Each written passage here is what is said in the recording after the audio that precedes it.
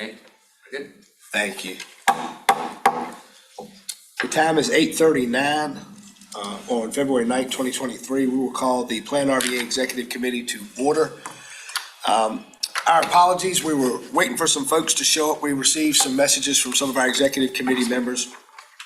Instead of a roll call, I'll just note that Dr. Newbill, Sean Davis, and Ms. Page are in attendance as committee members. And our executive director, Ms. Schickel, is with us along with our attorney.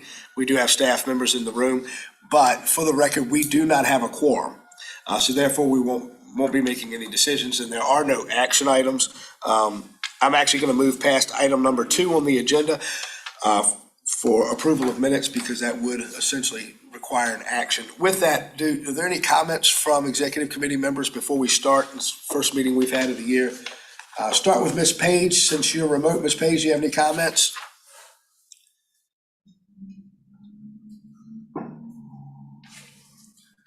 Good morning, Mr. Chair, and all this in attendance. No, sir, just wishing everybody a wonderful, happy new year. Same to you, Ms. Page. Thank you. We got great things ahead of us this year. We've got a busy year, no question. Dr. Newbill, any comments, ma'am? No, not at this time. I would, I'm not sure if it's worth looking at, but so many of the meetings are at 8:30. If it might want CVTA, I understand went to 9, so it may be that, you revisit the meeting time. That might have some implications in terms of attendance. Noting today's attendance, that might be a point for discussion for sure. Okay, yeah, we may look at that. We'll kind of talk about that, because I think that's probably a good idea. Okay, so with that, we're going to move past item number 2. I don't have any chairman comments. Item number 3, new office space update. Ms. Schickel. Thank you. I'll just share very briefly. We're here, so everybody has been here a couple of times now. We're getting settled in. We're still working through a small number of punch list items with the contractor. The blinds are supposed to be delivered middle of this month for installation. So if you spend any time in this room, but definitely for our staff, that's a much needed thing, because the afternoon sun in particular is pretty challenging for folks to see their monitors and that kind of a thing. So we're pushing our landlord and our contractor to get that installed. I'm waiting for final invoices to come in, and then I'll be able to give a report to the finance committee with regard to the sort of the closeout of the new budget. But we are soliciting quotes for furnishings. As you might remember, we pushed purchase of new furniture for this room and our meeting rooms and for the enclosed offices for staff. And so we're working on putting together a budget and a schedule for that, so that we can create a more flexible space in here, have chairs and tables that can be easily moved around for classroom configuration and that kind of thing. We also have a quote for an enhanced AV, so that we can have monitors mounted up on the wall here for display. Again, to be able to provide better viewing for people in the room, but also to be able to maximize sort of that flexible use of the space for other purposes other than the board meetings. Finally, I will share that it's been really exciting to have some of our partners reach out to us who've expressed interest in coming over to take a look at our space, but also who want to know if this room in particular or other meeting rooms are available for reservation. So as we suspected, this is, kind of a choice opportunity for some groups. So I know that Mr. Davis and I have talked a couple times about sort of setting up a proposal for the executive committee to review a model under which we would allow different groups. Certainly we want to give first right of refusal to PlanRVA sponsored things. But I think my vision at this point is that we would try to extend an offer at no cost to partner organizations. And so we'd want to define that. And then other types of organizations, there may be a fee associated with the effort that it would require of staff to be able to support that. But one thing of note that we are going forward with that I have said yes is that VCU's Masters of Urban and Regional Planning program reached out and asked if they could host their annual Plan Off event here in the space. And we did host a tour, and we are partnering with the landlord, the landowner, the property owner here to host that, and we're really excited. So, very close to mission of the commission, but also just a really, I think, opportunity to show off our location and do that partnership. So I'm really excited about that. That'll be, I think it's the first Friday in May. So that's my update. That's it? Perfect. Thank you. Any questions or comments from committee members? Very well. Item number 4, Virginia Health Insurance Update. I believe, Ms. Schickel, will you just do introductions? Absolutely. For that? Yeah, we've got Tanner Baldwin and Sherry Hirschman on the phone with us, or on the Zoom line with us. Tanner, I believe, is going to be giving a presentation this morning. We have been actually connected with Tanner and Sherry now for better than a year, learning about the evolution and development of this new Virginia health insurance program. And so I invited them to come and make a presentation to the executive committee today, really to be able to share what this initiative is and to talk through what opportunities we might have and to get feedback from executive committee members as to whether or not this is something that is worthwhile to pursue. As you know, the rising cost of health insurance is a concern for every organization, every employer. And so as a small public agency, I view our opportunities to be fairly limited. I don't know that as a 25 member staff, we really have a lot of purchasing power in the traditional marketplace when it comes to health insurance. And so for a long time, we've been a member of Virginia's Local Choice, which is a pooled health insurance program that really provides, I think, a lot of insulation to market forces for cost of insurance. We are able to take advantage of sort of a smoothing out, if you will, of some of the actuarial calculations, and all of the participants across Virginia, lots of smaller localities, school systems, and special purpose government organizations are members. But also our census kind of also factors into the costing. So it's been a good program for us to be part of. But when I learned about this opportunity, I thought it was worthwhile to bring this to the executive committee just for information purposes. Thank you, Ms. Schickel. So Tanner and Sharon, I think y'all are up now. We'll turn it over to you. Thank you for being with us and providing this information. We're grateful. Yeah, thank you for having us this morning. And good morning, everyone. It's a pleasure to be here. Again, my name is Tanner Baldwin, and I'm a benefits consultant with the Gallagher team. I'll turn it over to my colleague Sherry to introduce herself as well. But just a quick question. Just want to make sure that we're staying within our time constraints this morning and trying to keep our comments to 10 minutes. Is that still a fair allotment of time this morning? We're not sticklers, but I think that would help us some because we were running behind waiting for people. But yeah, we're not going to rush you, but I think nothing's changed. How about that?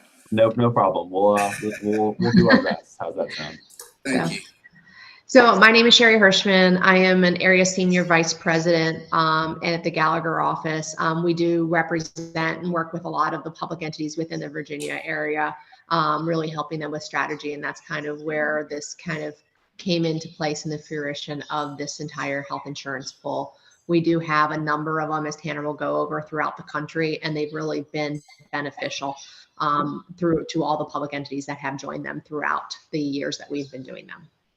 So Tanner, I'll turn it over to you. Perfect. Thank you, Sherry. So really quickly today, we'll just talk about who Gallagher is, what VA HIP is, and really the model, and then we'll save time for member case studies perhaps another time. But for those of you who are not familiar with Gallagher, we are the third largest insurance brokerage, risk management, and consulting firm across the globe. So as Sherry mentioned, we support over 6,000 different public entity clients across the country in the benefits arena.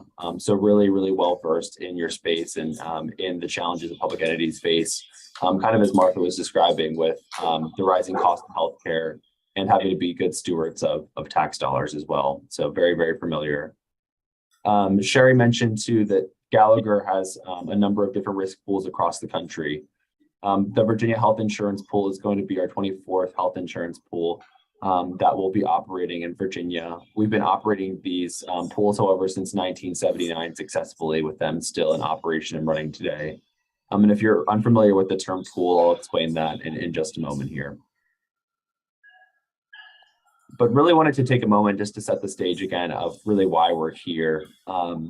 As Martha may have mentioned, there is, limited options, especially for smaller to mid-sized public entities in the Virginia health marketplace, which is why we saw the opportunity to introduce the Virginia Health Insurance Pool. While we agree that the local choice is a good product for an option for a lot of entities, we've heard from other clients of ours who do have the local choice currently that there's a number of different things that they wish they could change about it. Some of the things include transparency and insight into how your actual entity is running. Modernization in terms of technology, really bringing a robust benefits administration system to those entities so that they're able to manage, things like COBRA administration, 1095, 1094 ACA reporting, all in one system, as well as just not having to enroll on paper forms. Of course, budgeting and financials are perhaps the largest driver of why the Virginia Health Insurance Pool is starting with Gallagher. And that's what our pool really helps to solve, to make it a more stable, manageable, and budgetable line item when you are forecasting out your budgets year over year over year, while providing still very robust health insurance to your members or employees. I'll take a moment here and just talk through some of the core advantages of the Virginia Health Insurance Pool, and then we'll talk a little bit more about what the mechanics of it are and what it actually looks like and how it is structured. But essentially, the Virginia Health Insurance Pool provides financial stability. It helps to reduce your healthcare spend by increasing predictability, with our average renewal increase across all of our pools being between 1% and 3% year over year over year. We won't have time to talk through this today, but I will mention that our closest pool geographically to Virginia is our North Carolina Health Insurance Pool, where we have over 30 different entities as participating in that pool. It's been in existence for the last 5 years now, and over the 5 years, that average renewal increase year over year over year has been 1.3%. So I know that if we could keep a renewal increase at 1.3% year over year, we'd probably all be very happy given the current inflationary environment that we find ourselves in. One of the main drivers of this continued savings or low renewal increase year over year is that our pool members do participate in pharmacy rebates. If you're looking at any commercials on TV now, if you see a commercial for a drug, you can pretty much bet that drug has a very high rebate and is a very high cost specialty drug. Right now, programs like the local choice keep those rebates as profits for them, and you don't see them. However, you do keep 100% of your RX rebates as a member of the Virginia Health Insurance Pool, which helps to drive a lot of savings, with drug spend almost quickly surpassing the cost of medical services in general for employers' health plans. For entities over the 50 mark for HIPAA privacy reasons, you're able to have 100% transparency into all your claims data with monthly claims reporting and reviews from the Gallagher team. For smaller entities, we still have access to all of your data because of the way the pool is structured, but of course, we don't want to violate any HIPAA regulations by sharing individual health conditions with the person who sits next to you, for example, in a smaller organization.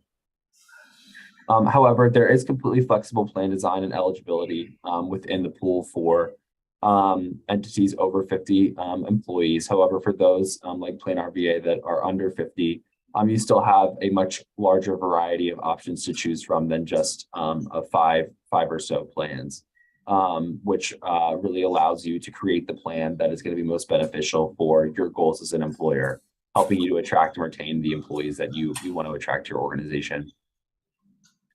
I did mention that the Virginia Health Insurance Pool provides a customized electronic benefits administration platform.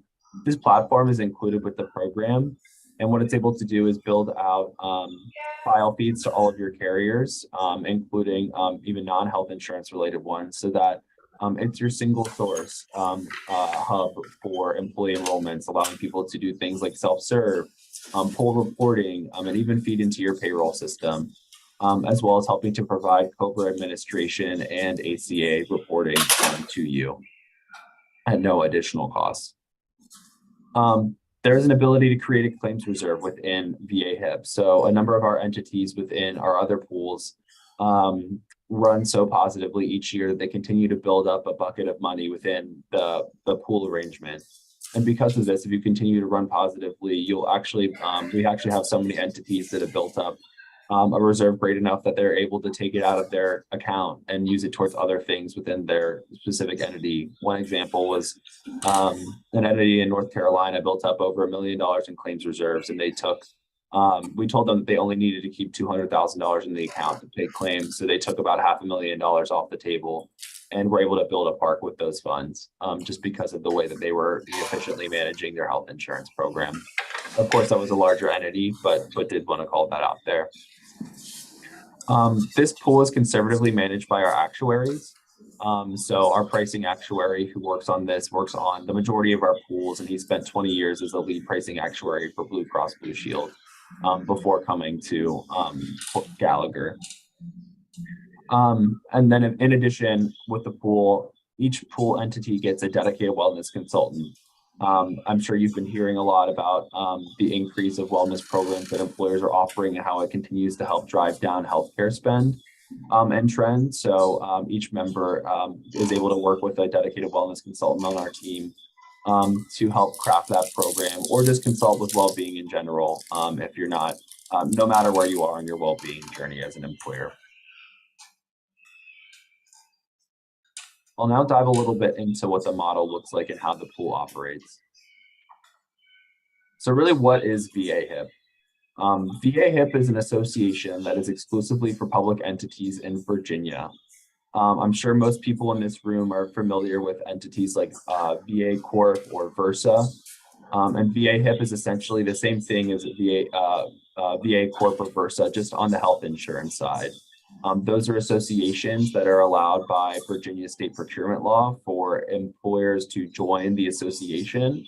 And then once you're a member of the association, you're able to purchase the insurance or participate in the Virginia Health Insurance Pool program without having to go through the traditional procurement process, which is beneficial for our members. This is allowed by the state or the Commonwealth and regulated by the Department of Insurance. This is really a member-driven financial vehicle. So each participating entity gets one seat on the board, no matter how large your entity is. So you could have a neighboring entity of 500 people and a neighboring entity of 50 people, and you'd still have the same one vote, one voting member.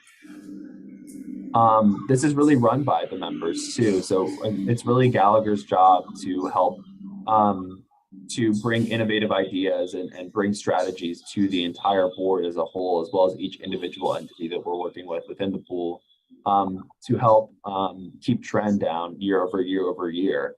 Gallagher does not have a vote on the board at all. It's really driven by all of our members. We're just the consultants to VA HIP. This program, as I mentioned, helps preserve plan design freedom. It is really conservatively funded and reserved. Again, it is fully transparent and then stable, budgetable, and predictable, especially being able to provide projected renewal increases throughout the year. We found to be very beneficial for our members, as we oftentimes know that your health insurance renewal does not always align with your budgeting season. So to be able to budget appropriately is highly important.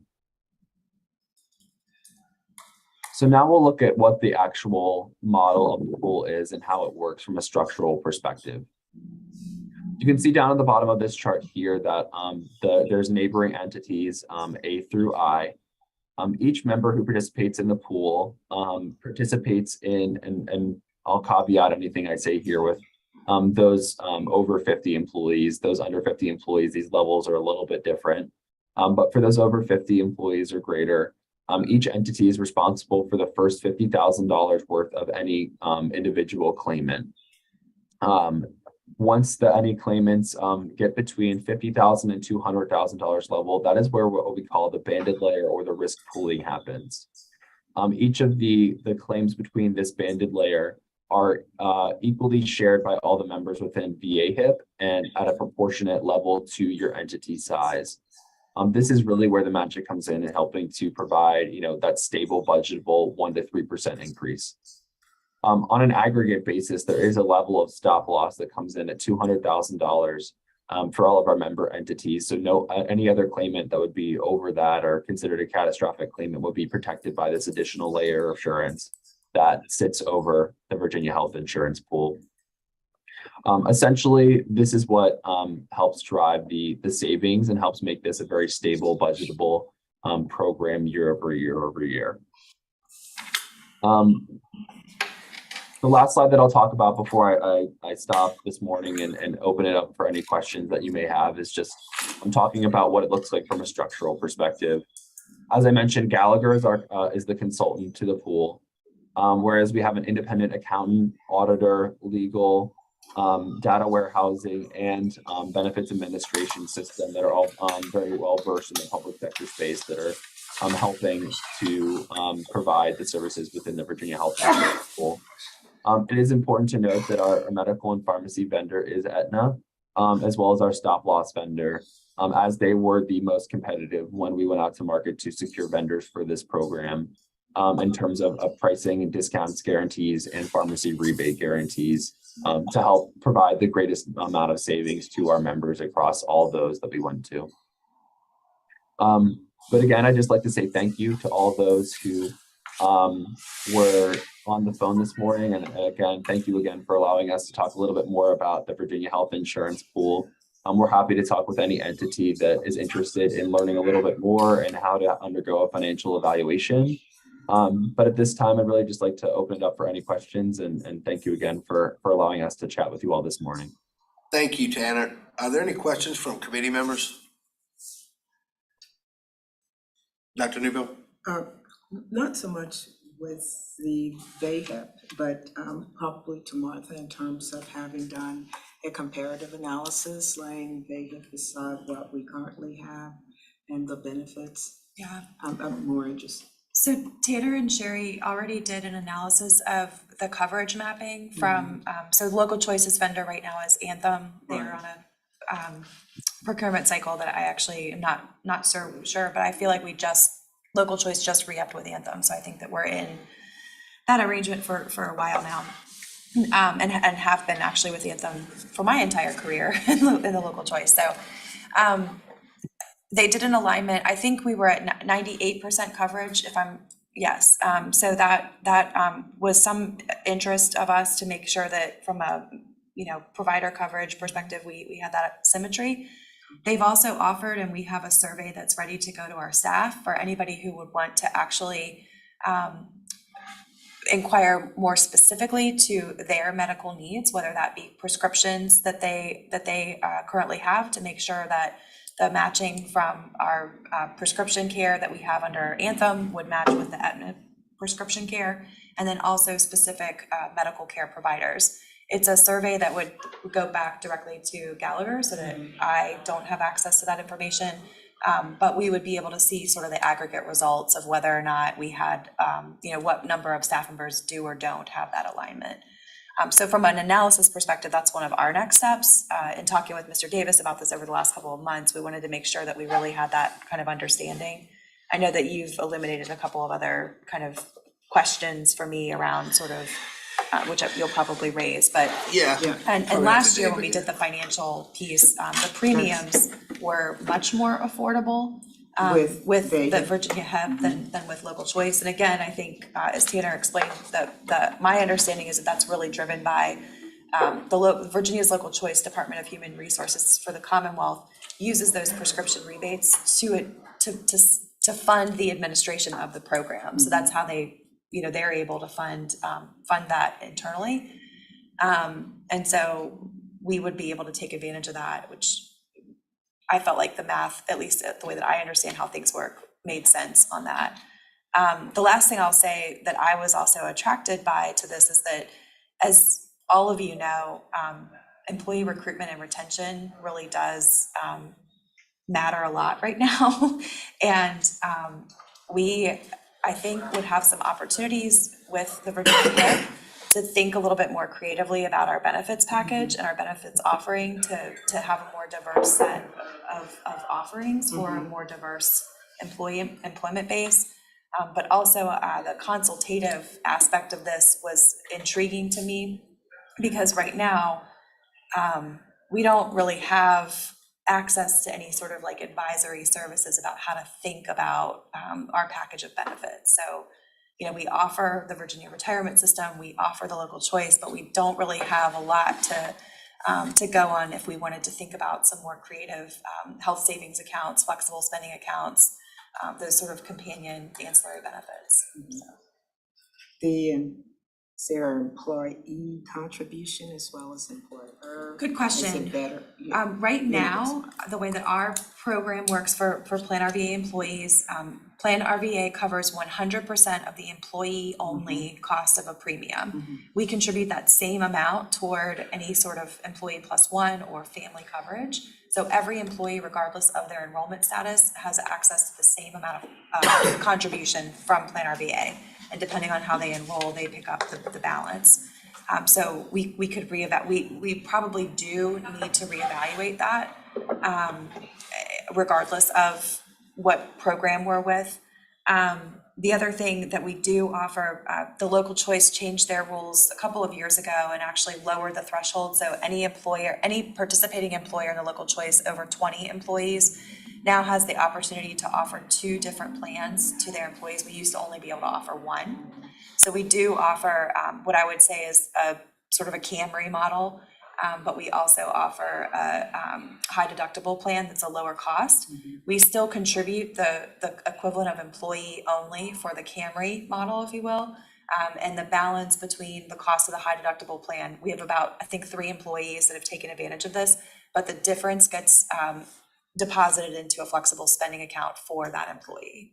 So that's kind of how that's the most creative we've been able to get in the last couple of years. Yeah, that was about as far as we could go. But I do think from recruitment, retention, there probably are some things we could look at. So anything else?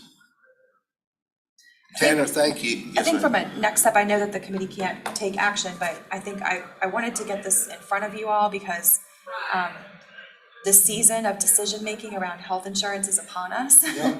And so the deadlines will be published, I expect, in the next probably 30 days or so with local choice as to whether or not we intend to renew or re-enroll. And so we will need to make a decision with regard to that. And so I wanted to be able to share this information with you. We have some legwork that we need to do on our end on kind of the analysis, but if there were any flags that you felt like this was not something that I should be pursuing, I wanted to know that. But if you think that it's still worth exploring, I would do that exploration and bring more information back to you. I think it's still worth it. You too, don't you? Yes, I do. Just want to make sure that it is, to your point, Yeah. something that aids in recruitment and retention and that gives us more options and opportunities for employees plus the cost factors. And I do know that we have some expertise in our committee, so leaning on that would be helpful for me so that I know how to think about those questions. That'd be great. Thank you. Thank you all. Thank you, very much. Tanner. Thank you, Sherry. Thank you, Tanner. Thank you, everyone. Thank you. Sid, the time is 9:07. The executive committee is adjourned, and we will convene the regular commission meeting at 9:10. I want to let commissioners know we're here. So I was standing outside because I was late, and they were like, the executive committee is still meeting. And you're And like, it took me a couple minutes. I was like, I've done that. actually, I'm on the executive committee, so I probably need to come on in here. we're fine. Will you make note that Reverend Nelson Did I miss anything major? No, we didn't make any decisions. So we just had that, and we had that health insurance update. And I'm sorry, there's construction happening next door. Okay. And How's the adjustment? Here, Yeah. it's good.